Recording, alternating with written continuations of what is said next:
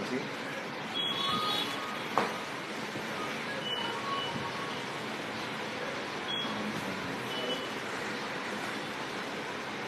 Hello भाई, सबको नमस्ते प्रणाम। कैसन बानी जा आप लोग? भगवान के आशीर्वाद से हमारे सारे भाई भोजपुरिया समाज, भोजपुरिया परिवार बम बम बा। आज लव यू मेरा भाई, सबको प्रणाम, सबको नमस्ते। आज बहुत ही खुशी के बात बा।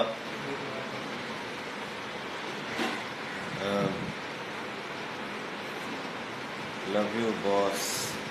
अरे मेरा भाई,